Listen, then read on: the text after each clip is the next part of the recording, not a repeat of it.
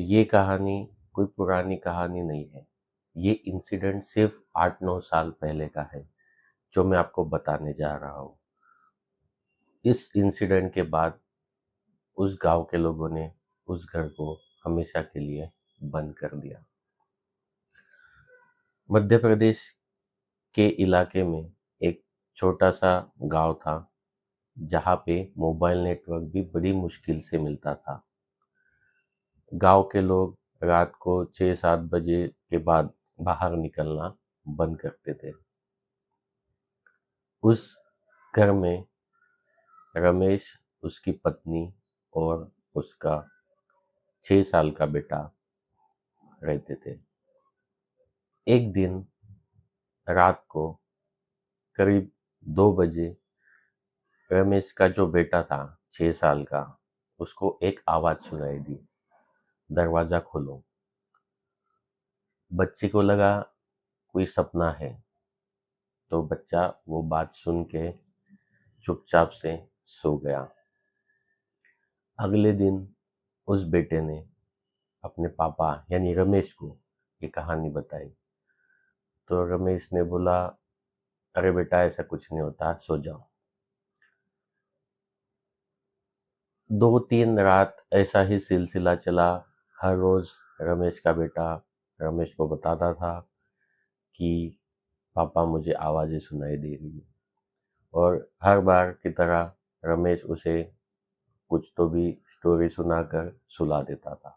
उस दिन रमेश ने सोचा कि वो खुद जागेगा और देखेगा कि क्या आवाज़ें आ रही है। तो करीब 2 बजे रमेश को एक आवाज़ सुनाई दी, जैसे कोई दरवाजे पे नॉक कर रहा हो।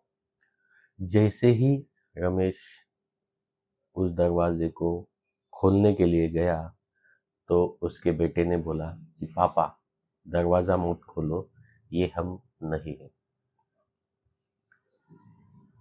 अगले दिन जब उन्होंने उठकर देखा, तो घर के अंदर पैरों के निशान थे, जैसे कोई चल रहा हो।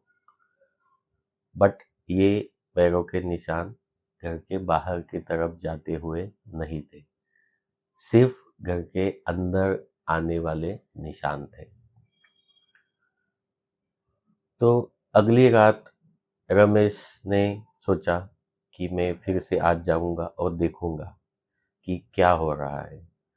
तो करीब 2:17 पर फिर से आवाज आई कि रमेश दरवाजा खोलो। उसके बेटे ने तुरंत अपने पापा को गले से लगा लिया और बोला कि पापा इस घर में मुझे कुछ ठीक नहीं लग रहा। तो अगले सुबह रमेश ने अपने दोस्तों और गांव वालों को ये पूरी बात बताई। तो गांव वालों ने बोला कि पहले जो वहाँ पे रहते थे उनके साथ भी हो चुका है।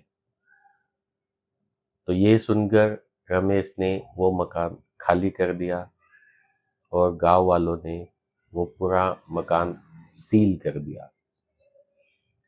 आज भी उस घर के पास से जाओ तो दरवाज़ा खटखटाने की आवाज़ आती है, जबकि घर बाहर से बंद है और उस घर में कोई नहीं रहता। अगर आपको ये कहानी अच्छी लगी हो तो प्लीज़ सब्सक्राइब